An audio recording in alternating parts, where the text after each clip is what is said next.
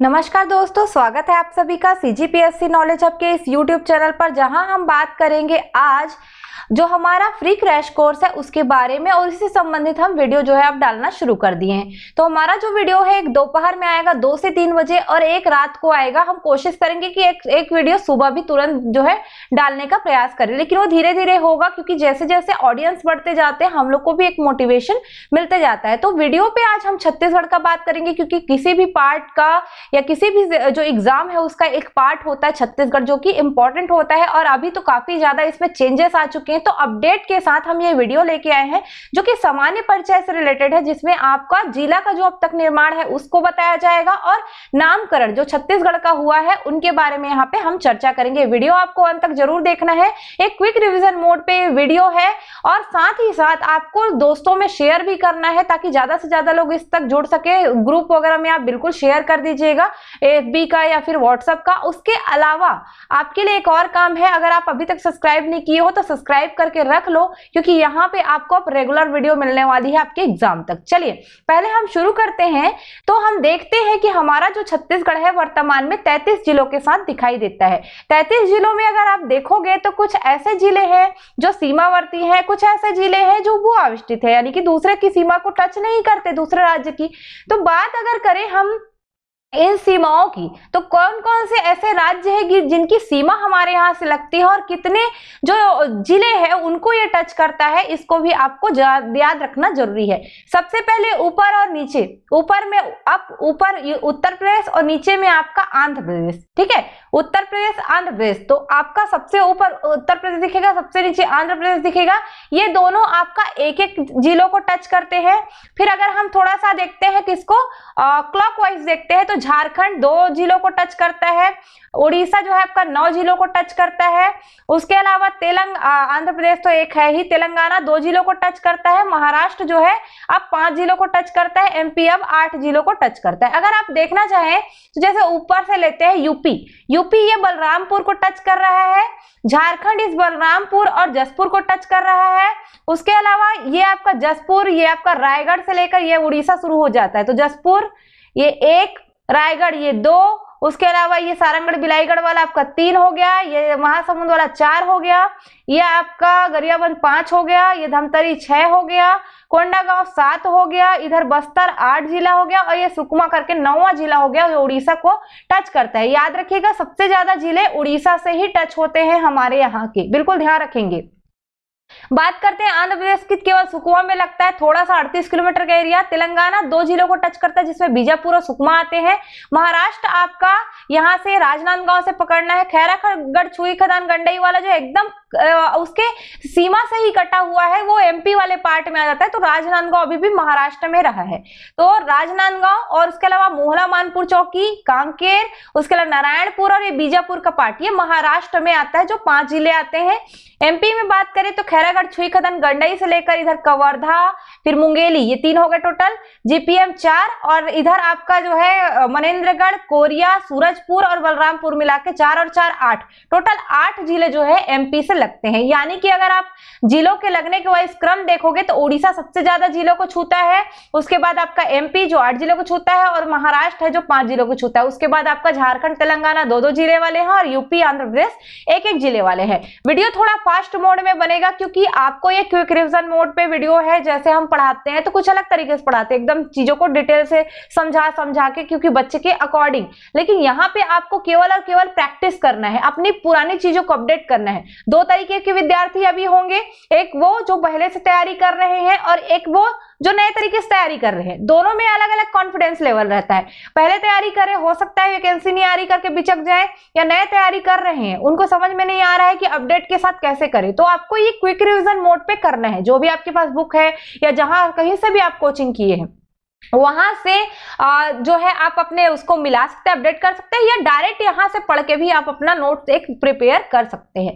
तो YouTube के audience के अकॉर्डिंग ये वीडियो बना हुआ है ना। आप लोग अगर बोलेंगे तो हम एकदम और स्लो मोशन में भी ला सकते हैं, कोई इससे हमको दिक्कत नहीं है, पर क्विक रिवीजन मोड क्योंकि आपके पास टाइम कम है और ऐसा नहीं कि वैकेंसी नहीं आएगी, वैकेंसी आएगी, बस रोस्टर क्लियर नहीं है इसलिए समझ नहीं आ रहा है अभिभावकों को भी वैकेंसी कैसे दी जाए। तो ये आगे चल के धीरे धीरे हम आपको अपडेट करते रहेंगे। चलिए अब बताते हैं आपको क्षेत्रफल के और जनसंख्या के अकॉर्डिंग अगर पूछा जाए तो जो आपके सीमा से लगे हुए जो राज्य हैं उनको आप कैसे अरेंज करोगे, तो क्षेत्रफल में मध्य प्रदेश सबसे बड़ा क्षेत्रफल दिखेगा अगर इन आपको जो है 4 और 3 7 राज्यों में अगर देखेंगे तो।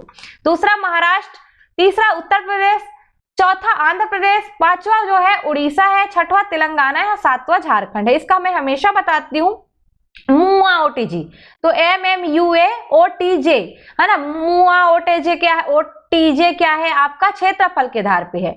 और इसी को जनसंख्या के आधार पे करेंगे तो उत्तर प्रदेश, महाराष्ट्र, मध्य प्रदेश, आंध्र प्रदेश, उड़ीसा, तेलंगाना, झारखंड, इसको ले सकते हो आप उमा ओटीजी। ठीक है, तो ये थोड़ा सा आपको अलग टाइप का लग रहा होगा साउंड, लेकिन आपको याद करने के लिए हो सकता है मुआ ओटीजी और मुआ ओटीजी। ठीक है, तो मुआ ओटीजी मतलब आपका मध्य प्रदेश, महाराष्ट्र, उत्तर प्रदेश, आंध्र प्रदेश।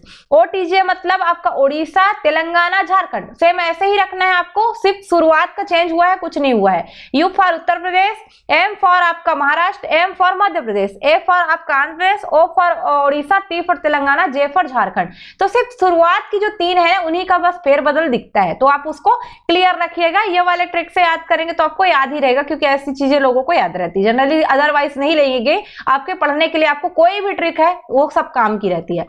चलिए अब चलते हैं थोड़ा सा, तो छत्तीसगढ़ का निर्माण आप जानते हैं 1 नवंबर सन 2000 को हुआ था। हमारे भारत संघ का ये 26वां राज्य बना था। मध्य प्रदेश से अलग होकर बना है, तो मातृ राज्य इसका मध्य प्रदेश था।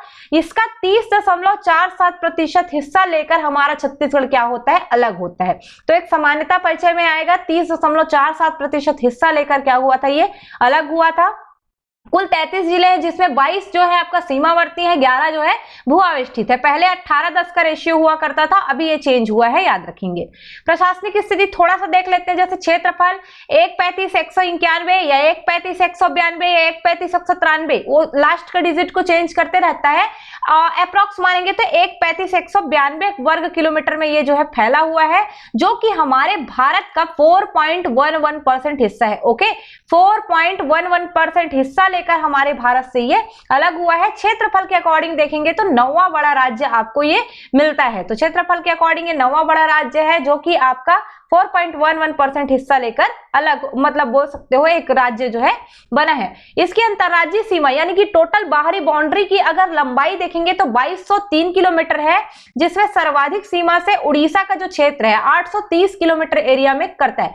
2203 टोटल, 2200 को पहले याद रखिएगा और 2200 में 3 और किलोमीटर जोड़ दीजिए, तो टोटल बाउंड्री पे अगर आप इसका भ्रमण करते हैं तो टोटल कितना आपको तय करना पड़ेगा, 2203। ओके, और सबसे ज्यादा उड़ीसा है जो कि 830 किलोमीटर की पूरे एरिया है।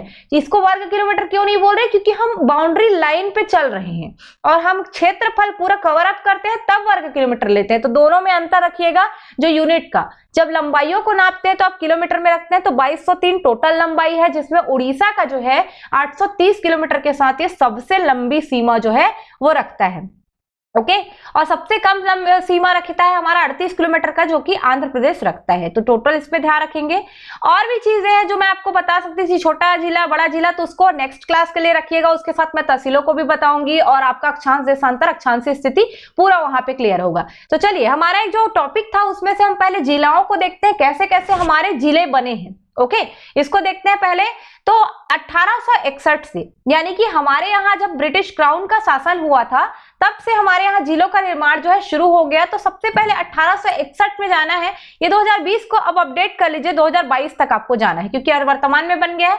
तो 1861 में जब हमारा था तो हम ऐसा इमेजिन करके चलते हैं कि हमारा ये पूरा कोरा था, है ना। लेकिन 1861 में आपका 3 जिले हमारे यहाँ बनाए जाते हैं। ओके, 3 जिले में आता है रायपुर, बिलासपुर और संबलपुर। चूंकि संबलपुर आगे चलकर जो है 1905 का जब विभाजन होता है तो हमारे यहाँ से चल के वो उड़ीसा क्षेत्र में चल देता है।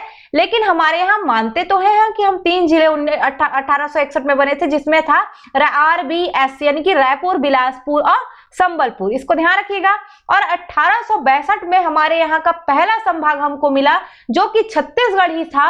लेकिन छत्तीसगढ़ को आप क्या मानोगे, रायपुर संभाग, क्योंकि संभाग मुख्यालय उस टाइम क्या था, रायपुर ही था।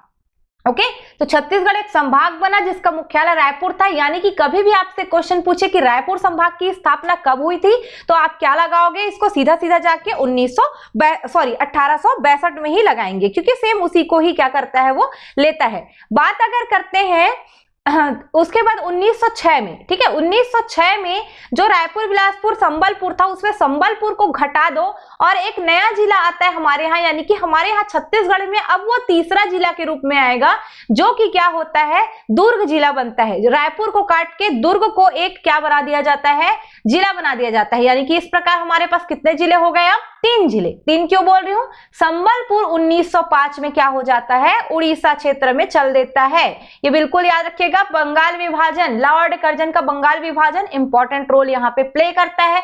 तो इसी के साथ हमारा नया मैप आता है, दुर्ग जिला, रायपुर जिला और बिलासपुर जिले के साथ, 1906 याद रखिएगा।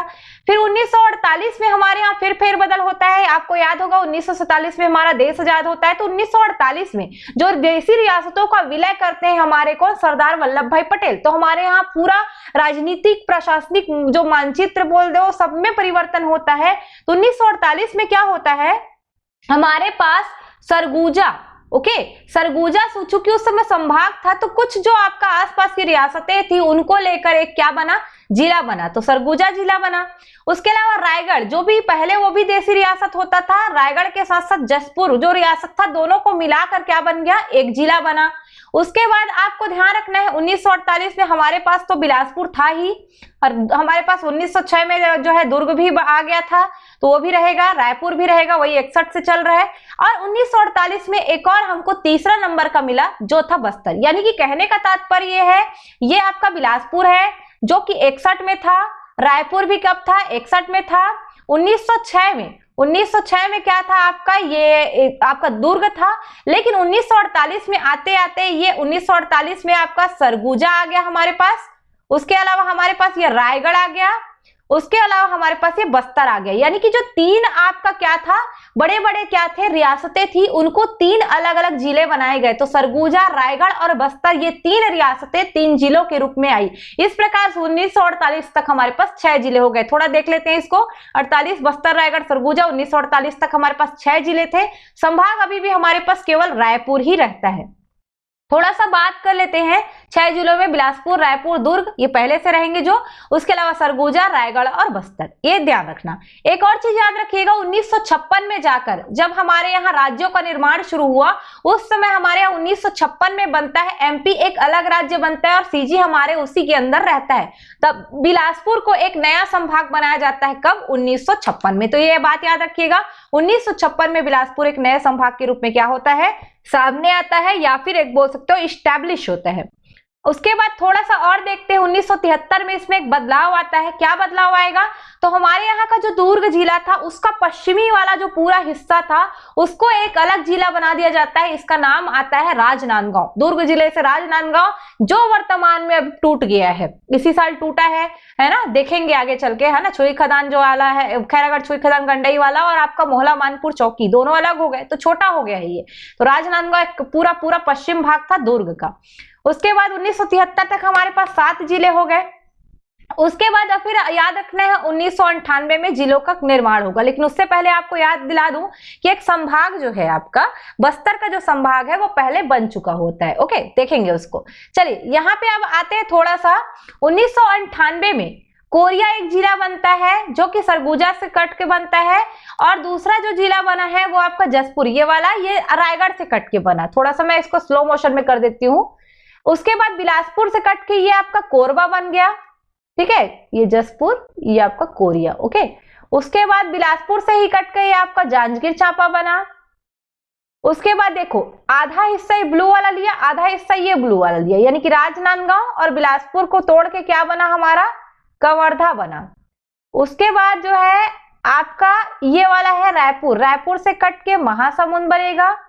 यहां से रायपुर से ही कट के ये आपका धमतरी बन गया। फिर बस्तर को भी तोड़ेंगे तो ये आपका जो है कांकेर बन गया, और नीचे आपका ये क्या बन गया, दंतेवाड़ा। तो 1998 में कोरिया जो सरगुजा से अलग होके बना, जसपुर जो रायगढ़ से अलग होके बना, कोरबा जो कि बिलासपुर से अलग होके बना, और जांजगीर चांपा भी बिलासपुर से अलग होके बना था। जबकि कवर्धा बिलासपुर और राजनांदगांव का मिक्सअप था। है ना।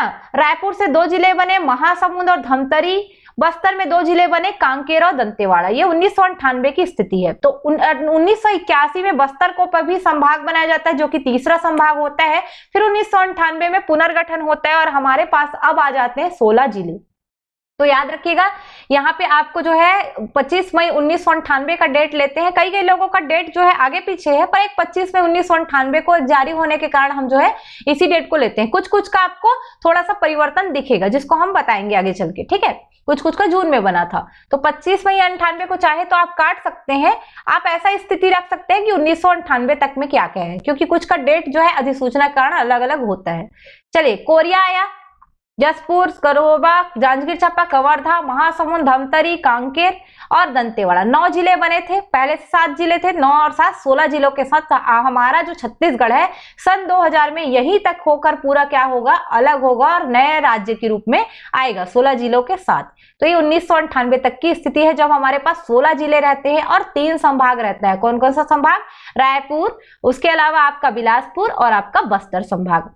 बात अब थोड़ा सा करते हैं, 2007 में 2 और नए जिले बनाए जाते हैं, बीजापुर और नारायणपुर। तो दंतेवाड़ा को काट के बीजापुर बनाया जाता है, जैसे दांत में बीजा, दंतेवाड़ा से बीजापुर कटता है, और बस्तर को जो छोटा कर दिया जाता है, बस्तर को काट के नारायणपुर को अलग कर दिया जाता है। तो 2007 की स्थिति है।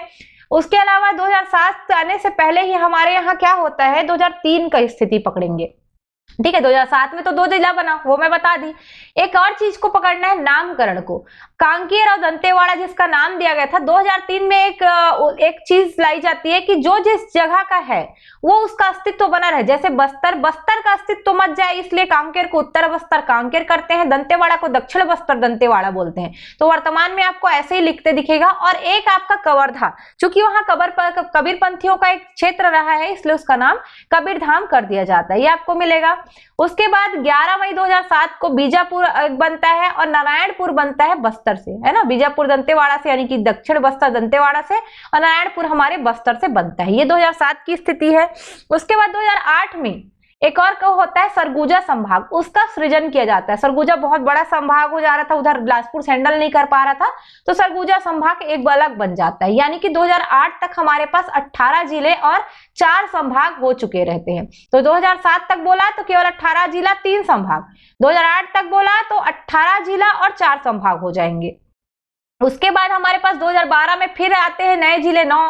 तो इसमें सरगुजा से अलग होता है सूरजपुर और बलरामपुर। उसके बाद बिलासपुर से अलग होगा हमारा मुंगेली, है ना, कलर आप देख पा रहे होंगे। उसके बाद जो है ये दुर्ग है, दुर्ग से अलग हुआ आपका बेमेतरा और बालोद।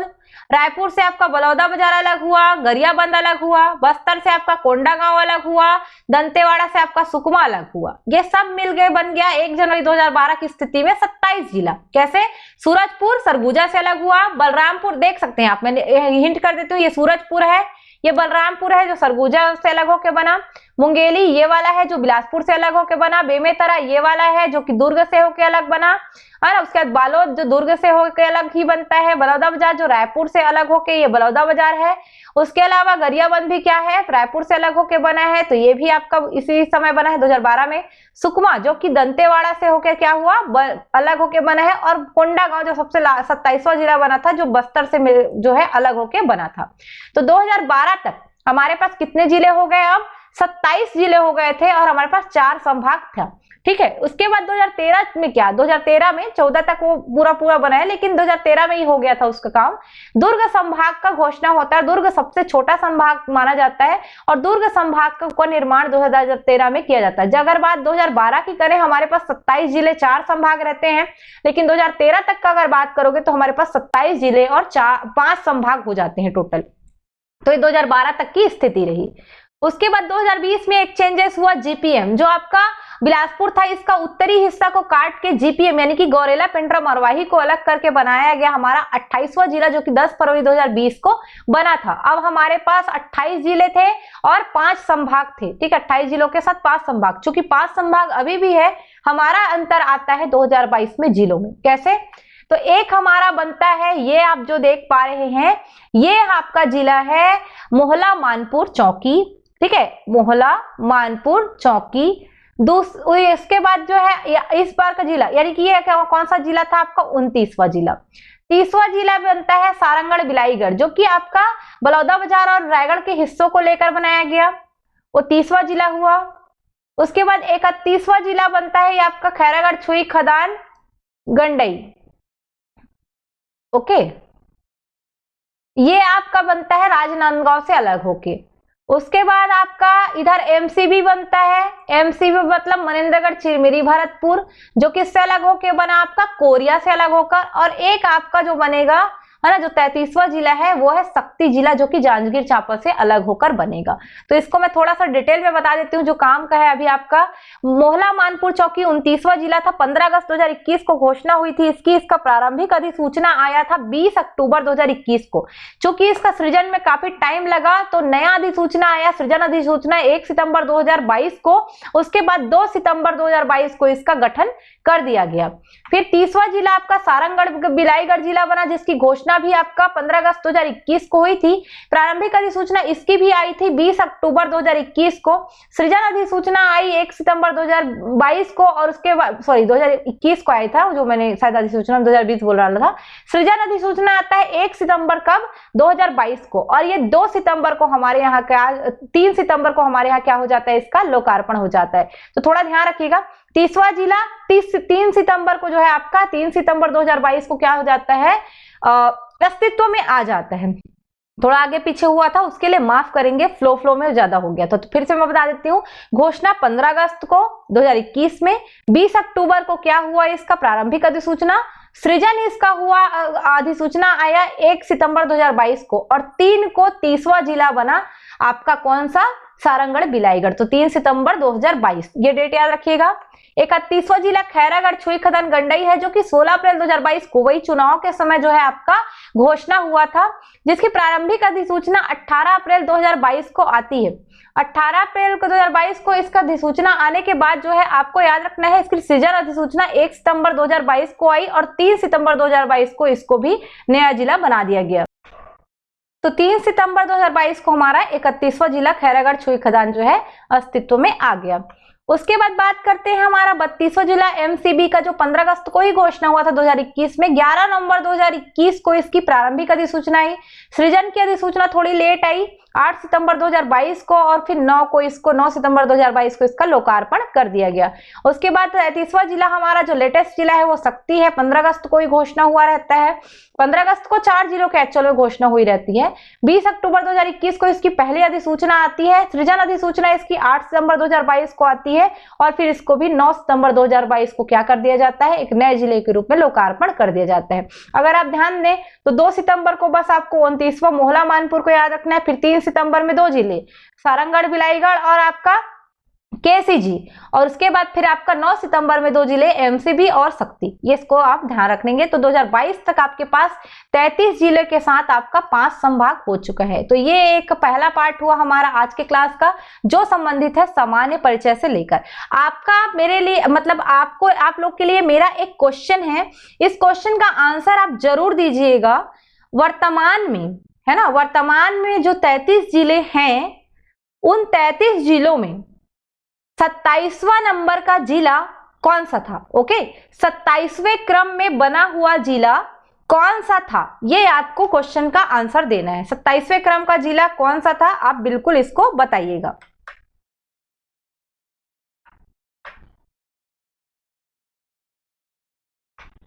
उसके बाद हम बात करते हैं हमारा दूसरा पार्ट नामकरण का। तो छोटा सा है, ये ले लेते हैं। तो नामकरण हेतु अलग अलग लोगों का अलग अलग मत है। पहला मत आता है हमारा वैगलर महोदय का। जो वैगलर है ये बताते हैं कि जरासंध के काल में जो 36 परिवार पलायन करके आए, वो 36 घरों में अपना अपना बनाकर इसी एरिया में जो है निवास करने लगे, और इसी 36 घर से हमारा क्या बन गया, छत्तीसगढ़ शब्द। तो जरासंध वाला कॉन्सेप्ट वैगलर का है, जो छत्तीसगढ़ से छत्तीसगढ़ बनने की बात करते हैं। तो छत्तीसगढ़ इस टाइप से नाम पड़ा।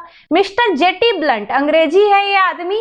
तो जेटी ब्लंट 1795 में हमारे यहाँ आते हैं यात्रा पे। अपनी यात्रा वृत्तांत पर ये बिलासपुर गजेटियर में बताते हैं छत्तीसगढ़ शब्द को। यानी कि बिलासपुर गजेटियर में 1795 में जब वो अपनी यात्रा वृत्तांत के बारे में बताते हैं, तब छत्तीसगढ़ शब्द का उन्होंने प्रयोग प्रयोग किया था। कभी भी क्वेश्चन आए छत्तीसगढ़ शब्द का प्रयोग करने वाले प्रथम ब्रिटिश अधिकारी कौन थे, तो मिस्टर जेटी ब्लंट का नाम आप बिल्कुल याद रखेंगे। जेटी ब्लंट के बारे में तो ध्यान रखिएगा। उसके बाद हीरालाल है जो महाजनपद काल में चेदिसगढ़, है ना, चेदिसगढ़ वर्ड का यूज करेंगे। ये महाजनपद काल में जितने भी महाजनपद होते हैं उसमें से चेदी महाजनपद का हिस्सा होता है हमारा छत्तीसगढ़। तो चेदी महाजनपद का हिस्सा होने के कारण इस एरिया को चेदिसगढ़ कहते कहते अपभ्रंश में ये छत्तीसगढ़ हो गया, ये बोलते हैं हमारे हीरालाल जी। तो आपका इसका नाम याद रखिएगा, राय बहादुर हीरालाल का। उसके बाद इतिहासकार चिस्म है, तो चिस्म का अलग है थोड़ा सा। कलचुरी शासक कल्याण साय, उन्होंने जमाबंदी प्रणाली लागू की थी। तो उन्होंने छत्तीसगढ़ों में जो है इसका छत्तीसगढ़ों में बांटा था, किसको, हमारे छत्तीसगढ़ को, जिसमें 18 शिवनाथ के उत्तर में थे और 18 शिवनाथ के दक्षिण में माने जाते थे। तो इन्हीं छत्तीसगढ़ों के आधार पर जो चिस्म है वो हमारे छत्तीसगढ़ को क्या बोले हैं, छत्तीसगढ़ बोले हैं। तो वेगलर जरासंध के कारण बोले हैं, है ना। ब्लंट बोलते हैं क्यों, उन्होंने सीधा सीधा गजेटियर में छत्तीसगढ़ लिख दिया। हीरालाल बोलते हैं चेदिसगढ़ से जो है छत्तीसगढ़ हुआ है। और इतिहासकार चिस्म बोलते हैं यहाँ पर जो है छत्तीसगढ़ हुआ करते थे, 18 गढ़ में जो बटे हुए थे, इसके कारण इसका नाम छत्तीसगढ़ पड़ा है। तो ये कुछ जो है नामकरण के मत हैं जो काम के हैं। उसके बाद और भी देखते हैं तो कवि गोपाल मिश्र, ये कलचुरी शासक जो थे राजसी, उसके दरबारी हुआ करते थे। 1746 में इन्होंने खूब तमाशा में छत्तीसगढ़ भाषा का उल्लेख किया। छत्तीसगढ़ी भाषा बोल दो या छत्तीसगढ़ भाषा बोल सकते हो आप, उल्लेख किया है। तो आपका गोपाल मिश्र ने कब जो है खूब तमाशा में छत्तीसगढ़ शब्द का प्रयोग किया है, 1746 में। इसको ध्यान रखिएगा, डेट पूछता है। बाबू रेवाराम 1896 में जो आधुनिक इतिहासकार है, ये भी कलचुरियों के समय रहे हैं, छत्तीसगढ़ी भाषा का उल्लेख करते हैं किसमें, याद रखिएगा, अपनी रचना विक्रम विलास में। कब, 1896 में। तो विक्रम विलास में 1896 में छत्तीसगढ़ी भाषा का उल्लेख मिलता है, बाबू रेवाराम की जो रचना है। उसके बाद जो है आपका दलपत राव, जो कि खैरागढ़ रियासत के राजा लक्ष्मी निधि के दरबारी रहते हैं, तो उनके चारण कवि रहते हैं, जो कि 1494 में अपने साहित्य रचना में सर्वप्रथम छत्तीसगढ़ी भाषा का प्रयोग किए हैं। इवन याद रखिएगा, ये छत्तीसगढ़ शब्द का भी आपको देखना एक प्रयोग दिखेगा। छत्तीसगढ़ी भाषा का जो प्रयोग है वो इसी दलपत राव के जो है रचना में दिखता है। आप देखो यहाँ पे देख सकते हो, लक्ष्मी निधि राय सुनो चित दे, गढ़ छत्तीसगढ़ में ना गढ़ैया रही। तो छत्तीसगढ़ी भाषा और छत्तीसगढ़ शब्द, ये दोनों को याद रखिएगा। छत्तीसगढ़ शब्द का ये दोनों का ही प्रयोग दिखेगा। छत्तीसगढ़ शब्द का सर्वप्रथम यहीं पे आपको दिखेगा, जहां पर 1494 में ये जो है हुआ है। 1494 में ये प्रयोग जो है दिखता है आपको। तो इसका आप बिल्कुल याद रखिएगा, दलपत कवि ने सबसे पहले किया है 1494 में। उसके बाद हमारे यहाँ एक दंतेवाड़ा शिलालेख मिलता है, ये 1760 के समय जो है लिखा गया है। तो इसको बिल्कुल ध्यान रखिएगा, इसमें संवत 1760 लिखा हुआ है ना। अगर आप देखेंगे तो इसका ईस्वी सन में 1702 के आसपास माना जाता है। तो 1702 के आसपास ये जो दंतेवाड़ा शिलालेख लिखा गया है, ये आपको दंतेश्वरी मंदिर प्रांगण में मिलेगा। इसमें जो है छत्तीसगढ़ का एक छत्तीसगढ़ी भाषा में लिखा हुआ ये पहला अभिलेख माना जाता है हमारे छत्तीसगढ़ में। 33 यहाँ पे देखेंगे आप 23 पंक्तियां हैं इसमें, जो कि काकतीय शासक दिक्पाल देव ने लिखवाया था। तो याद रखिएगा, जो आपका दंतेवाड़ा शिलालेख है उसमें लिखा क्या है, संवत 1760 चैत्र सुदी 14 से वैशाख वादी 3 अंकित है। इसको अगर आप गणना करते हैं तो इसका जो कालक्रम है 31 मार्च, जो मंगलवार पड़ा था, 4 अप्रैल शनिवार, यानी कि सन 1702। ये कुछ जो है आपको अनुमान एक निकलता है, 31 मार्च से 4 अप्रैल के बीच जो है ये लिखा गया है 1702 में, है ना। और संवत 1760 इसको लिखवाया किसने है, तो दिक्पाल देव। डायरेक्ट पूछ सकता है आपका कितने पंक्तियों में लिखा गया है, तो 23 पंक्तियां हैं। कहां पर है, तो दंतेवाड़ा में रखा हुआ है, दंतेश्वरी मंदिर प्रांगण में। एक और चीज याद रखिएगा, मैथिली पंडित भगवान मिश्र ने इस शिलालेख को लिखा है। लिखने वाले कौन है, मैथिली पंडित भगवान मिश्र, और लिखवाने वाले कौन है, दिक्पाल देव। तो ये पॉइंट को याद रखिएगा। दंतेवाड़ा शिलालेख में संस्कृत भाषा में जो लेख हुआ है उसी को छत्तीसगढ़ी भाषा में अनुवाद यहाँ पर किया गया है। मतलब संस्कृत भाषा में लिखा हुआ लेख को छत्तीसगढ़ी भाषा में लिखा गया है। तो छत्तीसगढ़ी भाषा का हमारा जो है पहला अभिलेख माना जाता है दंतेवाड़ा शिलालेख। तो जो नामकरण के मत है उन पे अलग अलग तरीके हैं। कि छत्तीसगढ़ नामकरण कैसे आया, अलग अलग लोगों ने अलग अलग तरीके से कहा है। दलपत राव को याद रखिएगा सबसे पहले उन्होंने किया है। तो एक शॉर्ट में ये क्लास था, आप लोग को जो है पसंद आया होगा और भी हम लोग अच्छे अच्छे तरीके से लाएंगे। थोड़ा सा यहाँ पे फास्ट मोड में कराने के कारण आपको हल्की सी जो है परेशानी का सामना करना पड़ सकता है। जिन लोग जो है जल्दी कैप्चर नहीं कर पाते, ये उनके लिए बहुत अच्छा है जो कि आपका रिवीजन मोड के लिए बैठे हैं। तो इसलिए आप एक बार पढ़ के भी आ सकते हैं या नोट्स बनाइए, स्लो मोड में चला के देखिए। अगर आपको फास्ट में समझ नहीं आता है फिर आप पूरा यहाँ पे क्या करिए, प्रैक्टिस करिए और अच्छे से क्वालिटी के साथ हम लाने का जो है प्रयास करेंगे। हमारा इस वर्ष क्रैश कोर्स का ये पहला वीडियो था, बिल्कुल लाइक शेयर कर दीजिएगा और अच्छे अच्छे वीडियो आते रहेंगे। धन्यवाद। जय जोहार, जय छत्तीसगढ़। ज्यादा से ज्यादा इसको शेयर करिए और कमेंट जरूर करिएगा जो क्वेश्चन बीच में पूछा गया था, और ज्यादा से ज्यादा कमेंट आप करेंगे तो ये हमें भी अच्छा लगेगा। फीडबैक आप हमको देते रहिएगा। धन्यवाद।